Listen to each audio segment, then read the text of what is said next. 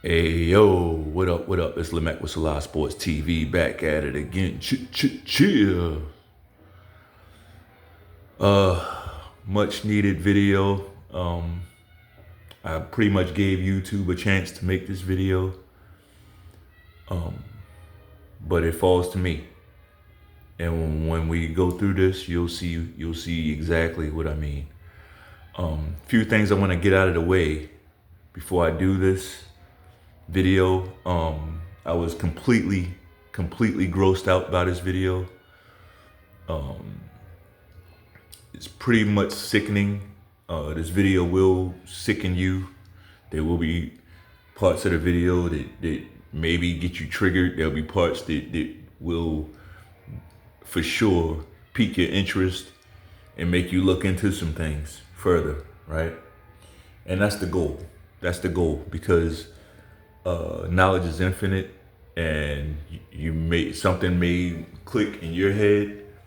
You may be able to draw from this and bring something even more out onto the table, if that makes sense. I went into this video almost. I mean, it's not toot my own horn, right? But like this, imagine a big boom, boom, boom goes off in your city, right? In your town, wherever the fuck you live. A big boom, boom, boom, right? Goes off. And after that boom, boom, boom, you look outside and it's like people unalived everywhere, right? Everywhere you look is like someone laying out, you know. Someone is gonna have to do the work and clean that up. Someone's gonna have to clean up those bodies, right? It's unpleasant work. It's not enjoyable, but it needs to be done. That's how I went into this video. It's not enjoyable. It's not pretty. It's actually pretty grotesque when you go into it. But it needs to be done. It needs to be done. My third point. We don't do the whole pause this and pause that, pause every 2 seconds. Like, if something sounds funny to you over here, from over here, something sounds funny to you, it's because you funny. We're not doing the whole pause thing. We're not doing pause, no homo, none of that. Right? That's all that cam stuff, and like, it's time to return all that bullshit back to sender. It's time. And my final point is that I'm not going into this video to out anybody. We're not going into these videos to expose anybody. I don't care what people do in the privacy of their own home, right? I live according to what's laid out in the scripture, right? I'm an Israelite. It's very simple for me, very simple. At the same time, I'm not the investigator. I'm not the one going around trying to see who's doing what to who. At all. I don't care. I have no interest in that. What I do have interest in is agendas. When we can get a sniff and get a whiff of an agenda and see that things have been portrayed a certain way that's not true, then I think that deserves to be looked into. Right? So it's not so much about me trying to expose this person, that person, seeing what they're doing. No. But if I see, like, if too many people start coming out as being weirdos, then it's time to look at the whole batch. And that's what I did here. That's exactly what I did here. So let's get into it. Hip hop has played in our faces the whole time, and those days are over, right? A lot of people, especially from my Generation X, like we've seen too much. We've seen it all. We remember life before. A lot of us remember life before hip hop kind of took over. It was around, but it wasn't like all over the place. Like, it was just, hip hop was very young. We were around. We remember how life was before hip hop. And we clearly we're a lot, we see how it is now. So we can speak on this. One mistake that I hear a lot of people from my generation make is, oh yeah, hip hop started off great, right? It started off good, and then it turned bad. Somehow it turned bad. Like once NWA came, like that's when hip hop is dead because this happened. Or a lot of people won't even put it on NWA. A lot of people will still promote NWA like they were some awesome group, right? That did so much for so much for our people culturally, and they want to put it on ringtone rappers. Ringtone rappers destroyed hip hop. Now, look, you're talking about two different things, first of all, and I'm gonna quickly address it quickly. I don't want to make this video too long. Listen, hip hop was a poison pill from the beginning. Hip hop was already poison, right? It was already dead. Musically, it was okay in the beginning. Musically, yeah, guys were pushing the envelope and making the art form better, musically, right? But then once it ran its course musically and there was nothing more to add, then you saw the ringtone shit, right? But that's just musically. Hip hop at its core was a poison pill. And a lot of people will say, well, how can that be true?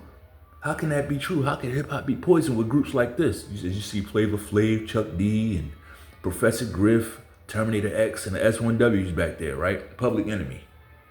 How could hip hop be a poison pill and doomed from the start with groups like Public Enemy around, right? Groups like X-Clan were around. Well, let me just jog your memory. Public Enemy wasn't around in the beginning of hip hop. They came later, right? And sure, we've had plenty of groups that were good. They had good intentions, like Public Enemy, right? What I'm telling you in this video is those are the anomalies. Those were the anomalies.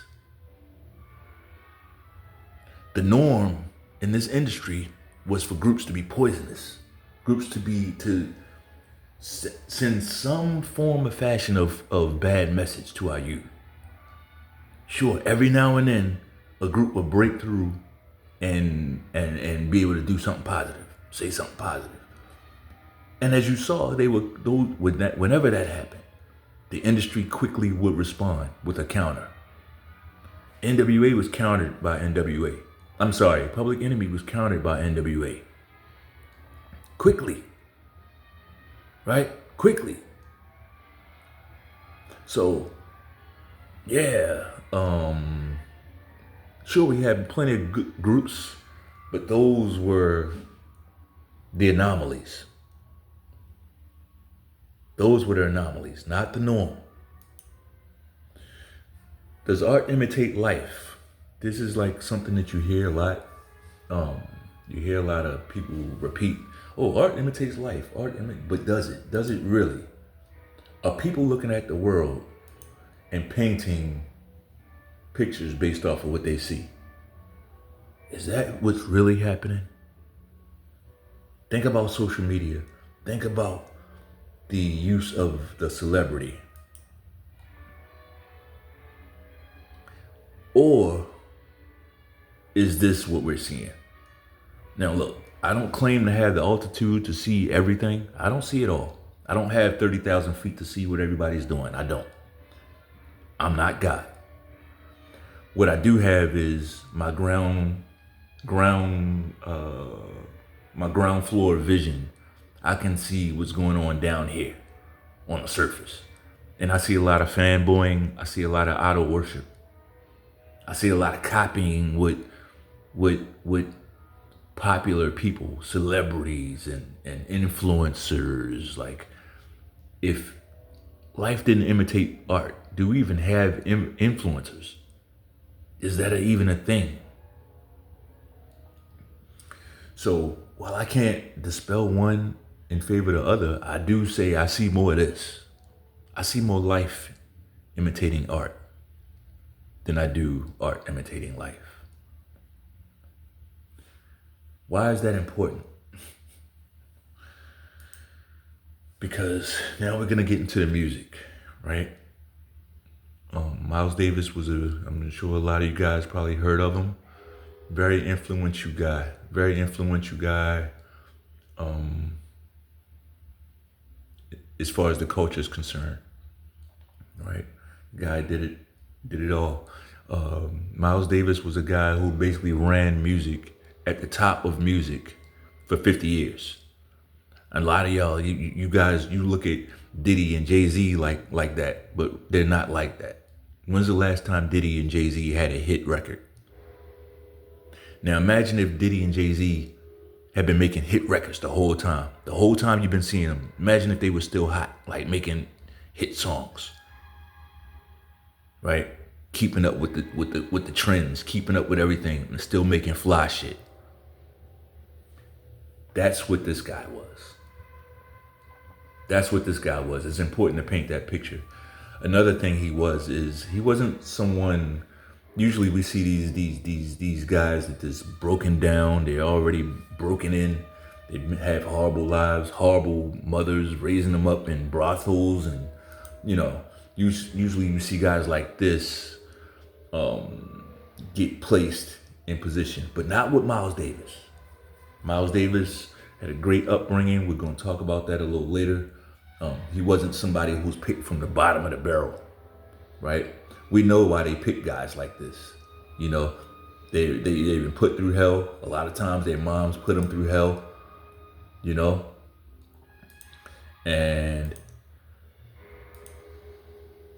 that's why, they have the mental issues. I'm not scapegoating anybody, but it's just facts. Hurt people, right? Hurt people. So let's get into it. Miles Davis, as I said, you don't stay at the top of music for 50 plus years, staying at the top of it, the cutting edge of it, without staying somewhat hip, right? Without staying somewhat cool. That's how you do it. Does everybody agree with that? No. You see some rappers, like you'll see a rapper like Nas, I won't say some, but one or two. Nas, he doesn't really seem to be the guy that's trying to stay young musically, right? It seems like he's okay with letting his music age with him, You see a lot of jazz players like that, right? But Miles Davis wasn't one. Miles Davis was keeping up with the times. It doesn't matter where the music went, he was going to keep up with it. So when the culture shifted from jazz to funk, Miles shifted. Not only did he shifted at a high level. He played it very well. It wasn't like, oh man, what's he doing, man? He's trying to sound young. No. He was playing it. He was playing it the way it was supposed to be played, right? Of course, a lot of people, as I mentioned, don't agree with that, right? Here we have Wynton Marsalis, another jazz great, the jazz giant. He would have been a youngster compared to Miles, but very critical of Miles's music choices, right? Very critical of it. And of course, that brought friction between these guys. Now imagine if a guy like Cassidy, he's coming out and he starts criticizing Jay-Z's music or something like that. Like, imagine the conflict. We know how sensitive these rappers are, right?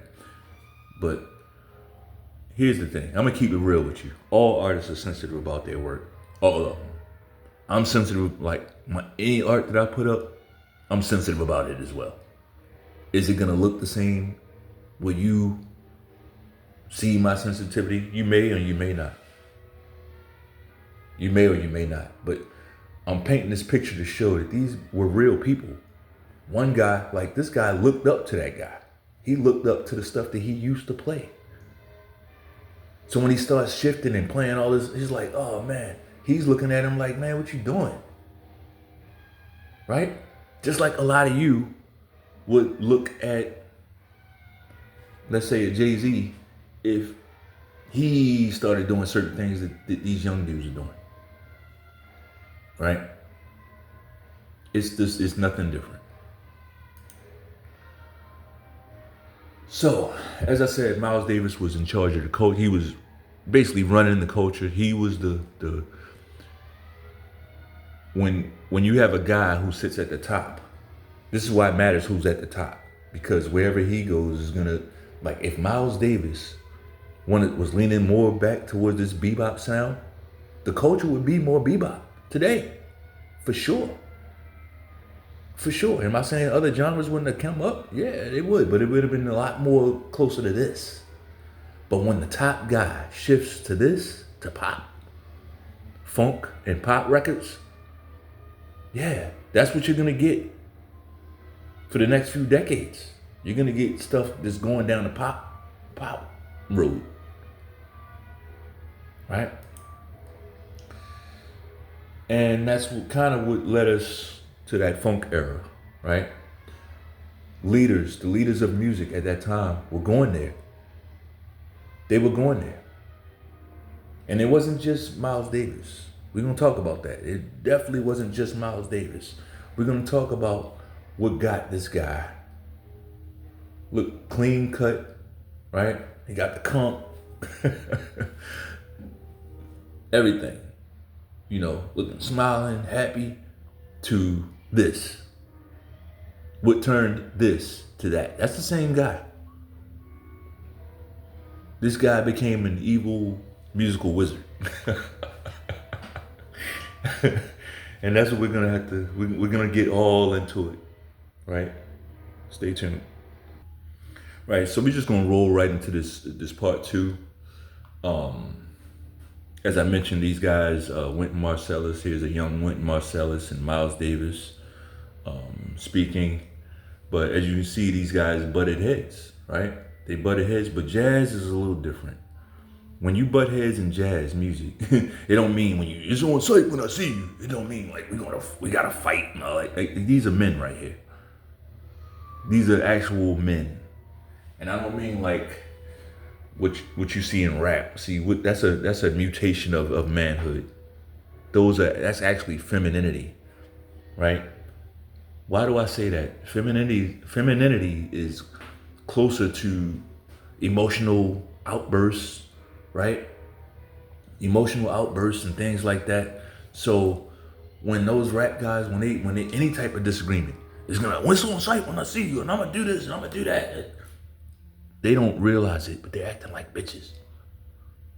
It's just that they're men, so they're gonna take it to fighting because that's where their emotions take it. Meanwhile, you got these guys here, very calm, laid back, like, why would I fight you? Number one, I play an instrument, and I use my hands to play an instrument. I'm not gonna fight you and fuck up my money. You break a finger, you break a hand, you can't play, you can't get paid. Right? You can't get paid. So,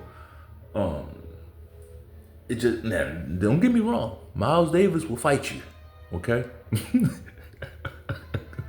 There's plenty of jazz players that got busy. Miles Davis, in his younger days, he was a boxer. He was friends with Joe Louis. Miles Davis will fight you, right? But again, we're going to talk about Miles. Miles was not perfect, right? The guy wasn't perfect. What exactly did Wynton Marsalis say about Miles Davis? Well, it says here, Wynton Marsalis has publicly criticized some modern popular music, i.e. Miles Davis, for his perceived emphasis on sexuality, viewing it as a base type of sexual thing that reduces the complexity and depth of the art form. He suggests that the explicit imagery and lyrics in some music represent a low-level understanding of sex. Marsalis has also expressed preference for music that transcends the purely sensual, seeking works that offer more profound spiritual and intellectual content. Who can rightfully disagree with that? I get it. It sounds a little, what's the word? what's the word? I don't have the word right now, but it sounds a little judgmental, but it's true. It's true. When you look around today, now he said this decades ago, when you look around today and you see these sexy reds and all this bullshit, even if you want to go back to Lil Kim, like that's too much. It's just too much. It's too much. Look at how the sexuality is being marketed to the children. This is a spot on comment. Spot on comment. The thing about this comment, it's way before its time. Right? This comment was made way before its time. I don't have the exact date when this was made, but this was made before, like long before Lil Kim and all that over sexualization. This guy saw this, is what I'm saying. He saw it. Let's talk about Miles Davis's response to this comment. All right, so let's listen to what Miles Davis has to say about Wynton Marsalis, right?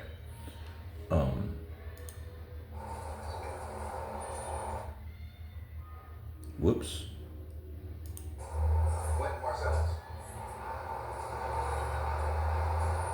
I can't say anything about Wynton. He's a good trumpet player, but he's a good trumpet player, but that's just not good.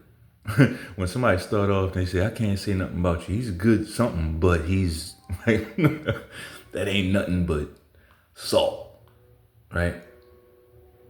That is bad. Now, this is Miles Davis, the guy in jazz, on TV, talking shit about one of the young upstarts. Now, granted, that young upstart did come after him, right? But this shows you how nasty this was. This is nasty. I know y'all can't tell because they're not cussing each other out and they're not threatening each other, and they're not incriminating themselves, and they're not doing all that. But this is nasty work right here. It doesn't have anything extra. It's precise. And maybe later he'll develop another style. But as it is now, See, those are shots. He's saying maybe later Wynton will develop another style, right? He basically saying, bro, you can't do what I do. You can't do this. Only thing you can do is play that, which turned out to be not true, right? But he's a good drummer, but he's straight though.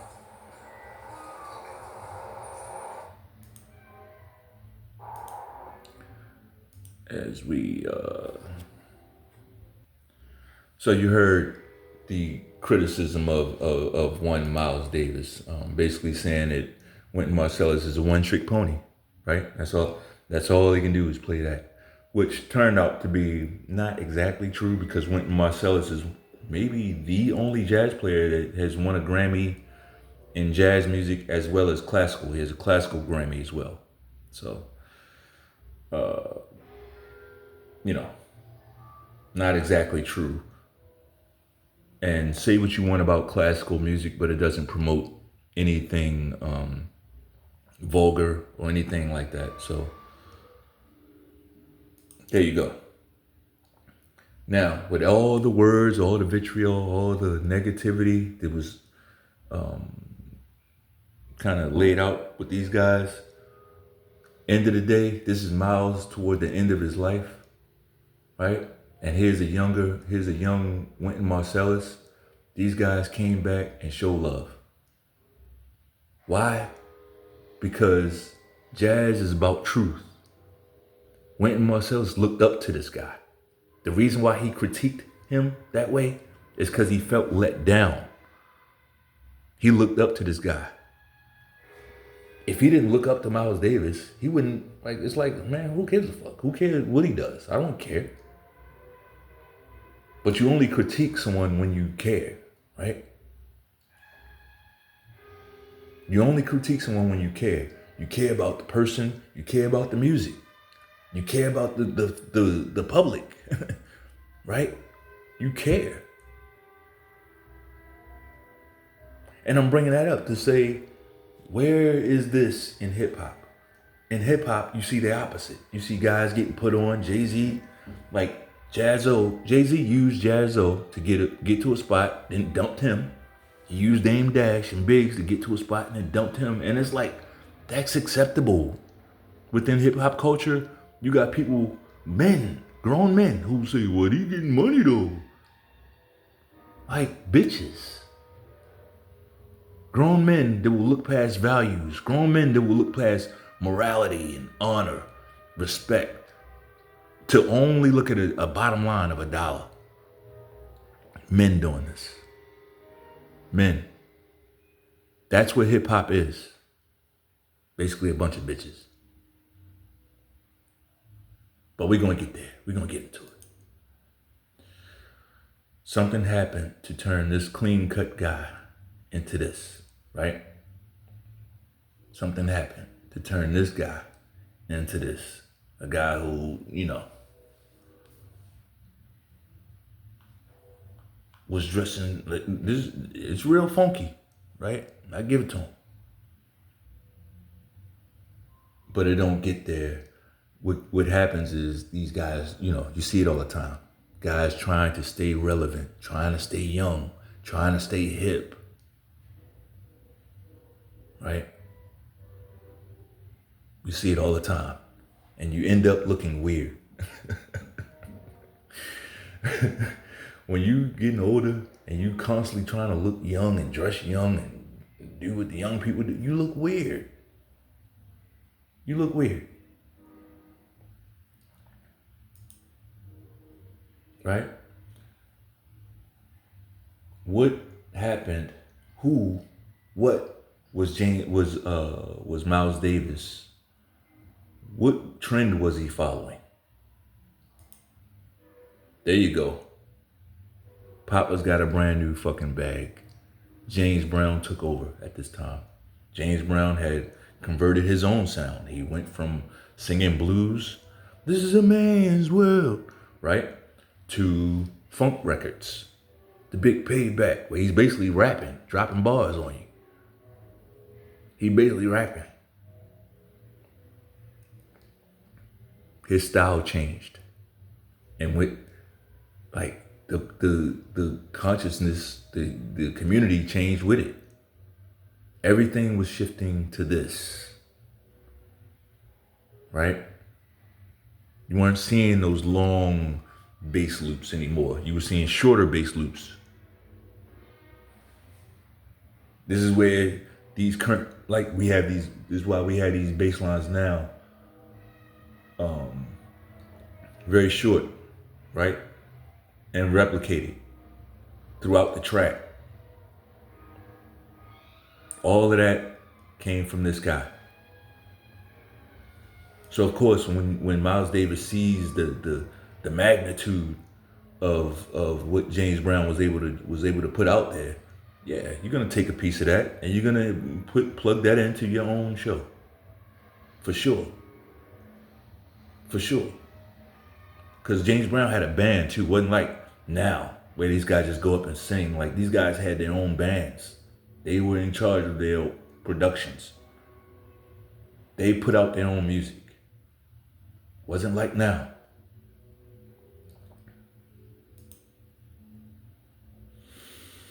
So, because of this shift, the whole sound shifted. The whole sound of that era shifted. From jazz to funk. From blues to funk. Right?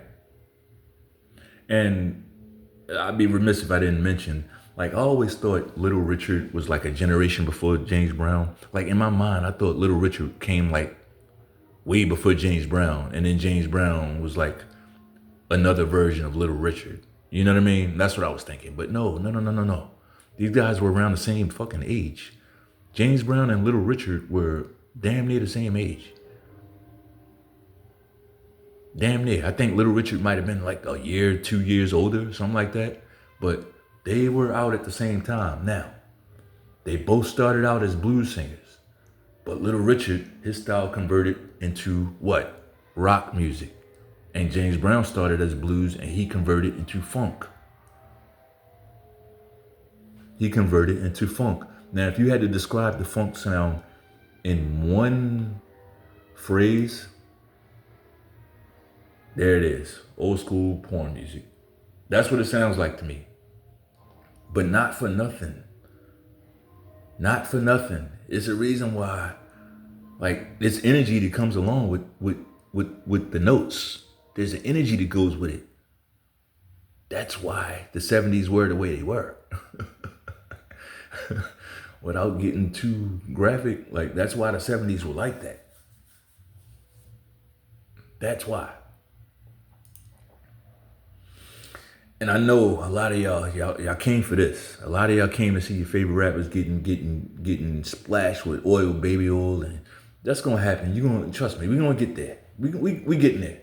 But I gotta show you everything. I gotta show you everything. We're gonna see all these tough guys, all these fucking tough guys getting worked by Diddy. All of them up under Diddy. All of them with their little rainbow codes and all of them. We're gonna get there. But we gotta get there in chronological order. Right? We're gonna get there in chronological order. Oh, it's nasty. It's nasty. So, let me just throw it out there. This isn't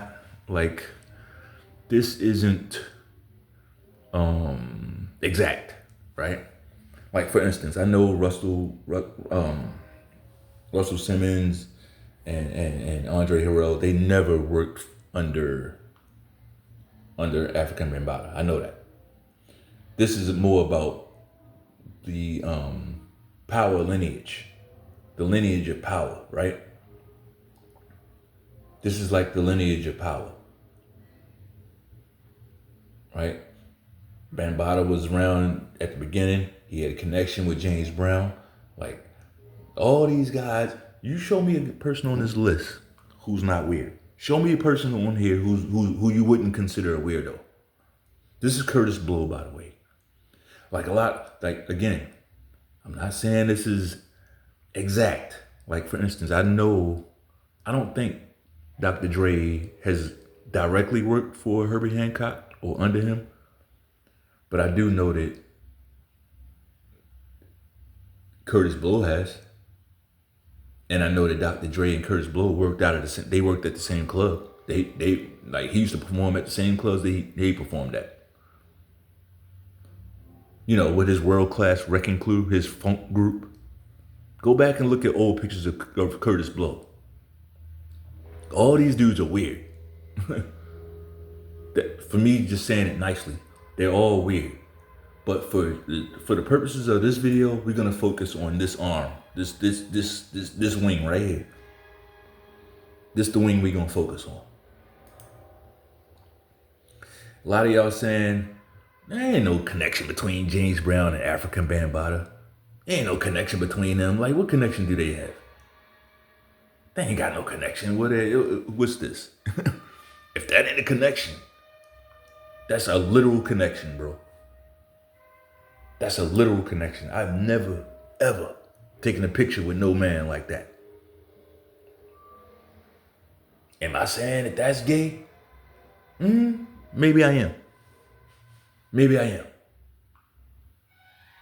I don't know nothing about James Brown. Back then, it wasn't no social media. People just didn't dive into people's lives like that. I don't know. I do know what I see. I know what I see. And I know what I know about this guy. We know about this guy. Right? We know about him. So let's not pretend. But in case you do want to play make-believe, let's do this. Yeah, a lot of y'all, that the picture didn't really do it for y'all, so here we go. What's this? You tell me.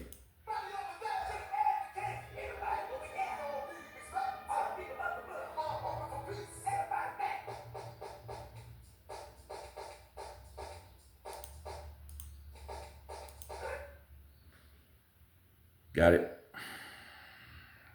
Did you get that? Did you get it?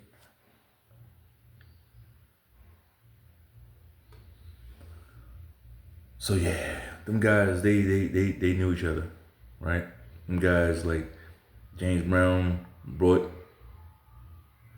African Bambaataa in, he passed the torch to him, right? That's important. That's important. So there was a connection. Can we all agree on that? So now we gotta reconsider when we see James Brown dressed like this.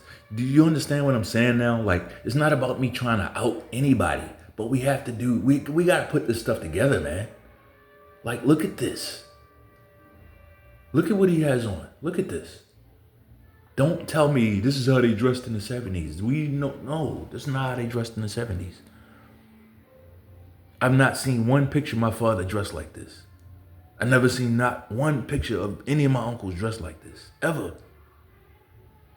Dudes wasn't wearing chokers, bro. They was wearing like leather jackets and leather Kangos and jeans, and like, they wasn't wearing this. They was wearing like Adidas sweatsuits and shit. Nobody was dressed like this except the weirdos. We gotta keep it real. And then there's this wing, right? Again, not exact. I won't call it exact, right? For instance, I don't know that Mr. C was in Zulu Nation. Maybe he was, maybe he wasn't. I don't know. I don't think Biggie was, right? But Mr. C found this guy. That has to mean Mr. C found him. And Mr. C was also the guy that worked with him, with Kane, on his most questionable, most suspect album. Let's get into it. For extra credit, anybody want to tell me his name? This guy here? Anybody want to tell me his name? That's right, you guessed it. They were calling this guy, we were all calling this guy, first of all, that's a rapper from the Jungle Brothers. The Jungle Brothers basically put Tribe Called Quest on, right? They came before Tribe Called Quest. They were the ones that, yeah. Do you understand the nastiness of what we talking about now? This man's name is Africa Baby Bam. Like, he took Africa Bambaataa's name, right? Not only that, he's come out as gay since. He's come out, right? He's come out. He's come out as gay since. So this ain't me outing nobody. Like, we gotta put these lines together, though. We gotta tie the strings together. We have to, for the children. Let's take a quick look at Big Daddy Kane. This is Big Daddy Kane. This is like one of his prior albums. Long Live the Kane, right? This is one of his prior albums. This is how he used to present himself. This is when, at that time, he was under the Malachi Z York, you know? So you see a lot of the young girls, and that's what they were doing back then, right? This is what they were doing back then. Back then it was the young girls and, you know, all that thing. It was the man putting himself out there as a king, and he's got these young girls around him, and it was that. And then he did that. He got Mr. C as his DJ. Okay, he got Mr. C as his DJ, and then he did this album. Right? He's never put himself out there looking like this until this album come out. The album was called A Taste of Chocolate, by the way. Just a very nasty album. And then there's the album art. I'll let you guys do your own research on that to see why this was this was Big Daddy Kane's fall off moment. I mean, before this, he was like mentioned with the Rakims. He was after this, he was never mentioned with Rakim again. Right? He was never, because he tried us back then and it didn't work. And we this is what we did. We just cut him off. We didn't bash him. We didn't like try to expose him or nothing like that. We just stopped buying his shit. That's all. We just didn't take him seriously no more. Yeah, man. So I'm not gonna like we know about this guy. The big homie CC, he told us all about this guy right here. And I think we've seen enough to know about this guy. You know, let's look at a quick clip though. Hang on. Yeah, and this particular like that native tongue side, to me, as far as I'm concerned, those guys were always way out there as weirdos, right? Did I like Tribe Called Quest music? I'd be a fucking liar if I said I didn't. I used to like Tribe Called Quest music, bro. I did. Even groups like De La Soul, at first I was more of a De La Soul, but then they just started looking weird to me. Like, it's weird when you're a rapper, right? Or you're any type of artist, professional artist, and I don't ever see you with a woman. I'm not saying they should all just be running through chicks, but I'm just saying, bro, like, it should happen by mistake. We should see these guys, we should be seeing these dudes with chicks all the time, like by mistake. But we never see them with women, ever. We never see him with women, but when we see him, we always see him looking like this.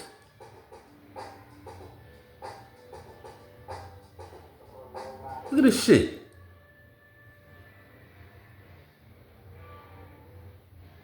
Look at this, man. It was always in our face, bro. Look. Man, come on, bro. No. We just gotta call a spade, right? Gotta call a spade. Like, at some point, when everything looks funny and you start catching too many people being funny, then you gotta look at the whole group. And we're gonna get into that lone wolf shit. I think that'll be more in the next video, but we're gonna get into it. But this is what brings it home for a lot of people, right? On September 20th, Owens tweeted her assertion that gangster rap was not a product of black culture, but rather a creation of federal authorities. She claimed gangster rap was never black culture. It was created by the feds, who preferred deals to homosexual black men in prison, then turned them into artificial celebrities. The goal was to create false idols to destroy black American values. I will never change my mind on this. Now, this is a phenomenal statement. I think it rings true. And you will see why. A couple of things I want to clear up when she says it was created by the feds. That's a very simplistic way of saying it. Do I think it was created by the feds? Created by the feds? What I think is, the CIA, which this is within their scope, this is within their wheelhouse, they do stuff like this, right? The CIA did begin to fund gangster rap, right? The CIA did begin to fund gangster rap. I think gangster rap was created, but they very quickly took over. They saw an opportunity and took over, right? I believe this 100%, right? And a lot of people, especially our people, we don't like the messenger, so we just throw out the whole message. That is a trick of the enemy. It's no way to be a godly person. If you think that way, God will send you the person that you despise and tell you the truth, to see how you receive it. He'll send the person that you despise, right, to see how you receive it. Because you're supposed to be a good person,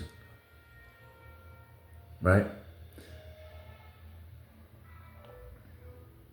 But we don't look at the information. We only look at people. It's all about who we like. In the words of Kwame Brown, right? It's all about who we like. We don't just weigh the information. Ironically, Kwame does it sometimes too, but I guess we all do, right? I guess we all do. It gets dark, folks. That's going to be the end of this video. I don't want this thing to go too long. It's already gone too long, in my opinion. But it gets dark. It gets dark. And just, if you just analyze this picture here, this is art. If you just analyze this picture here, you'll see where we're going. But that's all I got for this one. If you like the video, bang off on that like button one time. Peace.